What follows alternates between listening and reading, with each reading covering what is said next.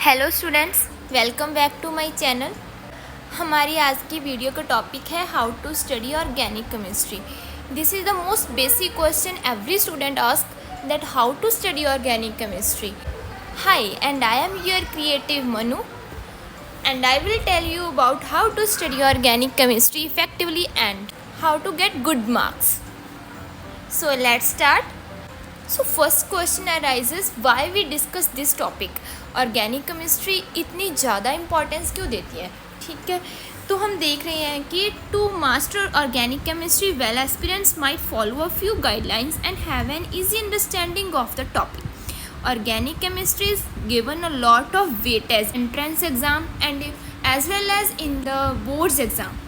So almost a third to a fourth of all questions are about organic processes and their mechanisms. There are no calculations required to answer the MCQs. One just need to understand the concepts well. So why we discuss, हम इसको discuss क्यों कर रहे हैं? क्योंकि इसकी जो weightage है ना वो एंट्रेंस एग्ज़ाम में भी और हमारे बोर्ड्स एग्ज़ाम में भी सबसे ज़्यादा होती है। इसीलिए ऑर्गेनिक केमिस्ट्री के कंसेप्ट को सबसे अच्छे से हम समझेंगे और एमसीक्यूज़ में भी इसकी जो कैलकुलेशंस है उसकी कोई भी ज़रूरत नहीं पड़ती हमें। इसीलिए इसके कंसेप्ट्स है हम उसको बहुत अच्छे से क्लियर करेंगे और तब ही हम ऑर्गेनिक केमिस्ट्री में मास्टर हो सकेंगे। Okay, well students, now I am going to tell you that it is necessary to recall all the name reactions.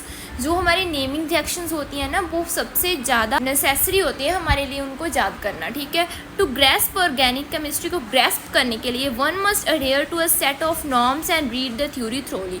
जो उसकी थ्योरी होती है ना उसको हमें बहुत अच्छे से पढ़ना होता है जिससे हमारी उस पर पकड़ आ जाए कि ये रिएक्शन है वो कैसे हो रही है, उसमें कौन सा रिएजेंट है, उसमें कौन सा कैटलिस्ट है जो इसको फॉरवर्ड कर रहा है, इसको बैकवर्ड कर रहा है या फिर इसको इक्विलिब्रियम में लेकर जा रहा है, जो स्लो प्रोसेस है या फिर ये फास्ट प्रोसेस है।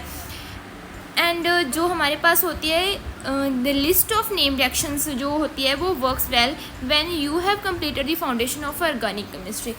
और हम इसको अच्छे से तब हम जान सकेंगे जब हमको पता चल जाएगा कि फाउंडेशंस है जो ऑर्गेनिक केमिस्ट्री के, यानी कि जो इसके बेसिक्स है।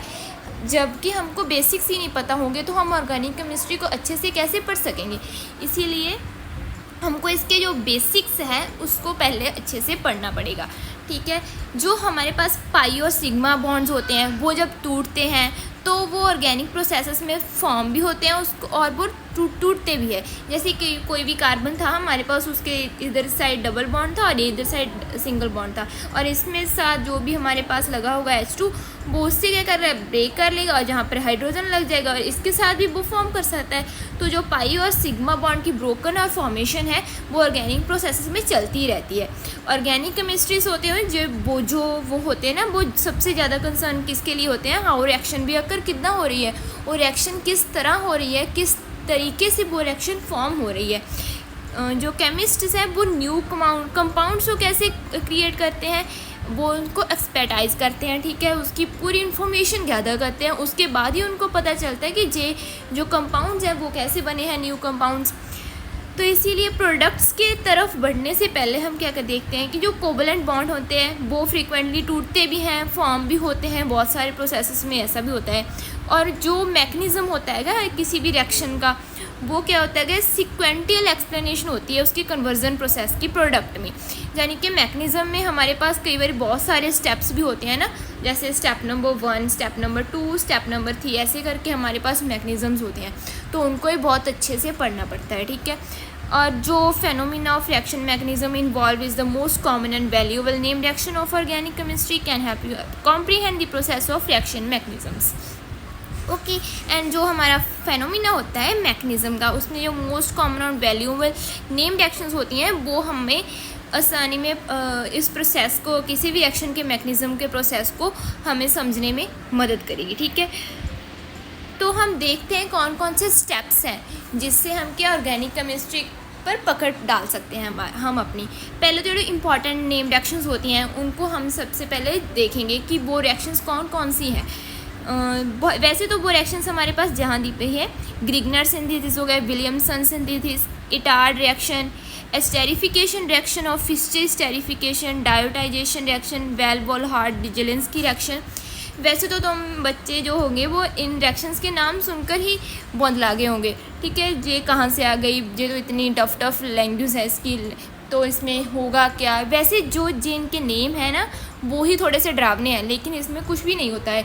तो हमें इसको सिर्फ ज़रा सा समझने की लोड़ है, इसको पकड़ने की लोड़ है कि जहाँ पर हो क्या रहा है। जब हमको बेसिक कंसेप्ट पता चल जाएगा ना, तो जो रिएक्शंस है वो तो हम ऐसे चुटकी से ही कर लेंगे, ठीक है। तो ऑर्गेनिक केमिस्ट्री को पढ़ने के लिए सबसे पहले इसके जो कुछ नॉर्म्स होते हैं ना, जिसकी थ्योरी होती है, हमें उनको पढ़ना पड़ता है, ठीक है। और इनकी फाउंडेशंस यानी कि बेसिक्स को हमें पढ़ना पड़ेगा, मेमोराइज करने पड़ेंगे इसके कंसेप्ट्स को, ठीक है। एंड किसी भी क्वेश्चन या फिर रिएक्शन को सॉल्व करने का मोस्ट कॉमन एरर की करते हैं जो स्टूडेंट्स हैं हमारे, वो सबसे मोस्ट कॉमन एरर क्या करते हैं कि वो मेमोराइज करने लग जाते हैं कंसेप्ट्स को, रिएक्शंस को, यानी कि उनके ऊपर रट्टा लगाने लग जाते हैं। रट्टा ना, रट्टा की होता है कि बार बार वो देखते नहीं, कुछ भी समझते नहीं, ऐसे ही रट्टा लगाने लग जाते हैं। वैसे भी नहीं करना चाहिए। This is not the best way to solve the question और reaction. One should focus on the reaction process and understand how it works. पहले तो हमें उसको प्रोसेस को जानना पड़ेगा, ठीक है। ये कैसे हो रहा है, ये यहाँ पर क्यों हो रहा है, जहाँ पर जे वाला बॉन्ड क्यों टूट रहा है, वो वाला क्यों फॉर्म हो रहा है, ठीक है। इसको हमें समझना पड़ेगा। एंड उसके बाद हमें ये भी पता करना पड़ेगा कि ये कैसे वर्क कर रहा है, ठीक है। तो before you starting preparing for organic chemistry, go through the names of the essential chemical reaction. जो एसेंशियल केमिकल रिएक्शन है उनके गो थ्रू हो जाना है एक बार, ठीक है।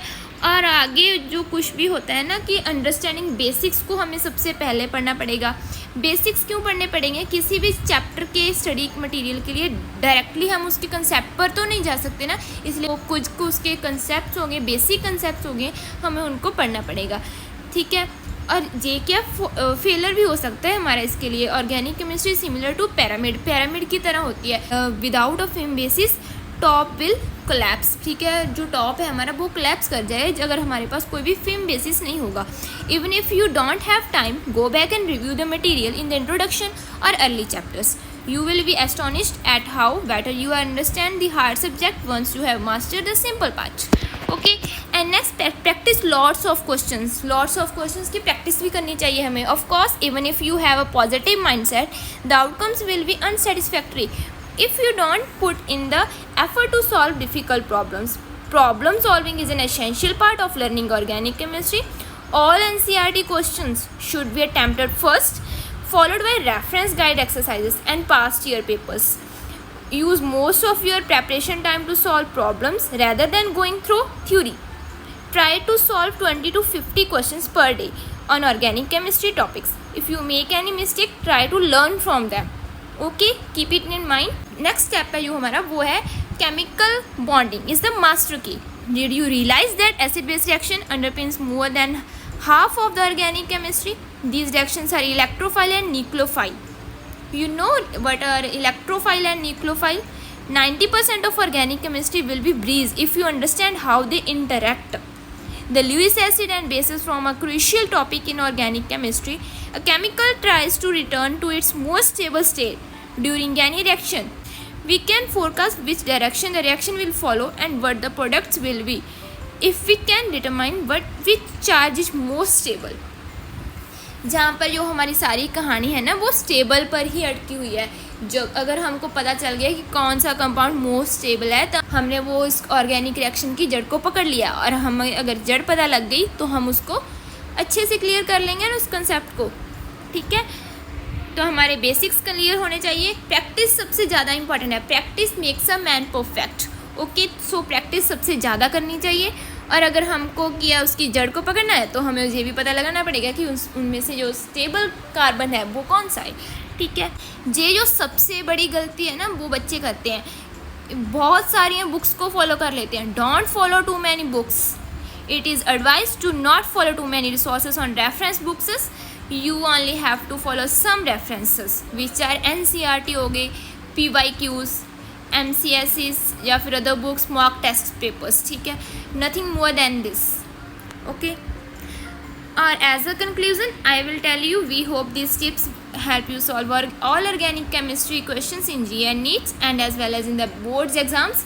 Understand the basics and processes of named actions well. Practice solving problems before exam and only follow shortlisted study material to better manage your preparation time. Okay students, ये हमारा आज का जो मोस्ट डाउटफुल क्वेश्चंस होते हैं ना बच्चों के कि ऑर्गेनिक केमिस्ट्री को कैसे पढ़ना चाहिए, तो सबसे पहले उसके बेसिक्स होते हैं ना, जो हमारे इलेक्ट्रोफाइल, न्यूक्लियोफाइल, जे रिएजेंट्स है, जे किस में पढ़ता है, किस में नहीं पढ़ेगा, ये सारी हैं बहुत इंपॉर्टेंट चीज़ें हैं। और सेकंड जो हमारे कि प्रैक्टिस सबसे ज़्यादा इंपॉर्टेंट है, जो कि हमारे को प्रैक्टिस सबसे ज़्यादा करनी चाहिए, ठीक है, nothing more than this.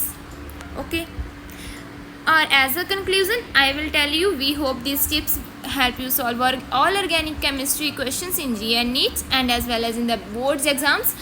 Understand the basics and processes of named actions well. Practice solving problems before exam and only follow shortlisted study material to better manage your preparation time. Okay students, ये हमारा आज का जो most doubtful questions होते हैं ना बच्चों के कि ऑर्गेनिक केमिस्ट्री को कैसे पढ़ना चाहिए, तो सबसे पहले उसके बेसिक्स होते हैं ना, जो हमारे इलेक्ट्रोफाइल, न्यूक्लियोफाइल, जे रिएजेंट्स हैं, जे किस में पढ़ता है, किस में नहीं पढ़ेगा, ये सारी हैं बहुत इंपॉर्टेंट चीज़ें हैं। और सेकंड जो हमारे कि प्रैक्टिस सबसे ज़्यादा इंपॉर्टेंट है, जो कि हमारे को प्रैक्टिस सबसे ज़्यादा करनी चाहिए और ज़्यादा स्टडी मटेरियल को भी नहीं ज़्यादा स्टडी मटेरियल भी नहीं लेना चाहिए, जिससे हमारा क्या है ना, जो कंसेप्ट्स होते हैं वो तो हम भूल भाल जाते हैं, लेकिन हमारा जो मटेरियल देख कर ही हमारा दिमाग है जो चिकराने लगता है। इसीलिए लिमिटेड स्टडी मटेरियल रखना। एनसीईआरटी से ही सबसे ज़्यादा आता है और एनसीईआरटी क्वेश्चंस ही ज़्यादा आते हैं, इसीलिए उन पर ज़्यादा ध्यान देना चाहिए। तो आज की वीडियो के लिए इतना ही। Thank you.